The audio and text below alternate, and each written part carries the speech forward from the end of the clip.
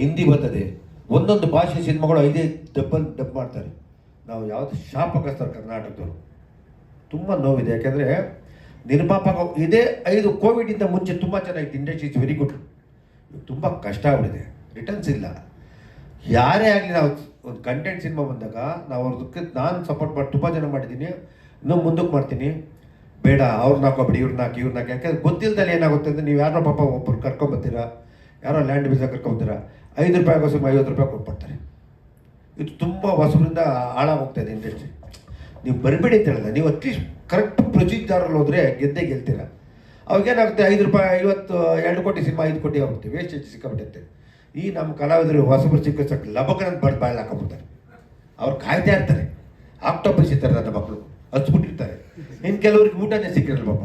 ಆ ಥರದಿರೋದ್ರಿಂದ ನೀವೆಲ್ಲ ತುಂಬ ಕಷ್ಟ. ಈಗ ಇನ್ನೊಬ್ಬ ಸಿನಿಮಾ ಬಂದು ನೀನು ಉಳಿಸ್ದೆ, ಅವ್ರಿಗಾಗೋದು 10% ಲಾಸ್ ಆದ್ರೆ ಪರವಾಗಿಲ್ಲ, ಬರ್ತು ಅನ್ಕೋತಾನೆ. ಸಿನಿಮಾ ಮಾಡೋರು ಯಾರೋ ಲಾಭ ಮಾಡ್ತೀನಿ ಬರ್ತಾಯಿಲ್ಲ, ಅಟ್ಲೀಸ್ಟ್ ಒಂದು 10-20% ಹೋದ್ರೂ ತಡ್ಕೋತಾರೆ. 90% ಹೋಗ್ಬಿಡ್ತಾ ಇದ್ದೀವಿ. ಆಮೇಲೆ ಏನಾಗಿದೆ ಅಂದರೆ, ಇನ್ನೊಂದು ಹೊಸದಾಗಿ ಉಟ್ಕೊಂಡ್ಬಿಟ್ಟಿದ್ದು ನಮ್ಮ ಚಿತ್ರರಂಗದಲ್ಲಿ. ಸಿನಿಮಾ ಮಾಡೋಕ್ರೆ ಈ ಆಡಿಯನ್ಸ್ನ ಕಾಸು ಕೊಟ್ಟು ಕಳ್ಸೋತಾರಪ್ಪ ಮಾಡ್ಬಿಟ್ಟು ಪ್ರಾಕ್ಟೀಸ್ ಮಾಡ್ಬಿಟ್ಟೆ ಮನೆ, ಅದು ಉಗ್ದಿದ್ದೀನಿ. ಅದಾಗಬಾರ್ದು. ಕರ್ನಾಟಕದಲ್ಲಿ ಕನ್ನಡ ಪ್ರೇಕ್ಷಕರು ತುಂಬ ಇದ್ದಾರೆ, ನೋಡ್ತಾರೆ. ಈ ಬಿರಿಯಾನಿ ಕೊಡೋದು, ಈ ಅದಕ್ಕೆ ಒಂದು ಯಾರೋ ಒಂದು 4-5 ದಿನ ಏಜೆಂಟ್ಗಳು ಇಟ್ಕೊಂಡ್ಬಿಟ್ಟಾರೆ.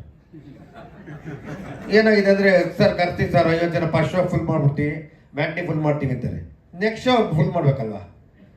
ಬರೀ ಒಂದು ಶೋ ಅಲ್ಲ, ಒಂದು ಥಿಯೇಟ್ರಲ್ಲಿ ಹಾಕಿದಾಗ ಮಿನಿಮಮ್ 300 ಜನ ಅಂದರೆ 100 ಥಿಯೇಟ್ರಿಗೆ 30,000 ಜನ 30,000 ಫುಲ್ ಮಾಡೋದು ಆಗಲ್ಲ.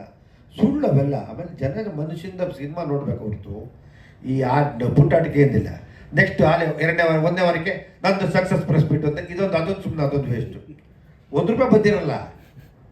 ಅದು ನಮಗೆ ಗೊತ್ತು, ನಮ್ಮ ಜೋಬಲ್ಲಿ ಪಾಪ ಆಯ್ತು ಇಲ್ಲೋ ಡಾಬಾ ಆಯ್ತು ಅಂತ ಸುಮ್ಮನೆ ಹೇಳಿದ್ರೆ ಯಾರು ನೋಡೋರು ಅಷ್ಟೈತೆ ಇಷ್ಟೈತೆ. ಈ ಬರೀ ಪುಂಗಿ. ದಯವಿಟ್ಟು ಇವೆಲ್ಲ ಬಿಟ್ಟು ಒಳ್ಳೆ ಕಂಟೆಂಟ್ ಇದ್ರೆ ತೊಗೊಂಬನ್ನಿ. ನನ್ನ ಕಾಲಿದ್ರೆ ಮಾಡಿ ನಾನು ಯಾರಿಗಾರು ಸಪೋರ್ಟ್ ಮಾಡ್ತೀನಿ, ತೊಂದರೆ ಇಲ್ಲ. ನೀವು ಇನ್ನು ನಿರ್ದೇಶಕರಾಗಬೇಕಾದ್ರೆ ಯಾರೋ ಒಂದಷ್ಟು ಒಳ್ಳೆ ಕಡೆ ಕೆಲಸ ಮಾಡಿ ಕಲ್ತ್ಕೊಂಡು ಮಾಡಿ.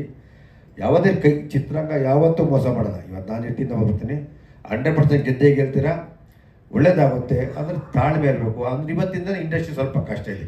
ಇನ್ನು 2-3 ವರ್ಷಕ್ಕೆ ಸಫಲ ಆಗುತ್ತೆ.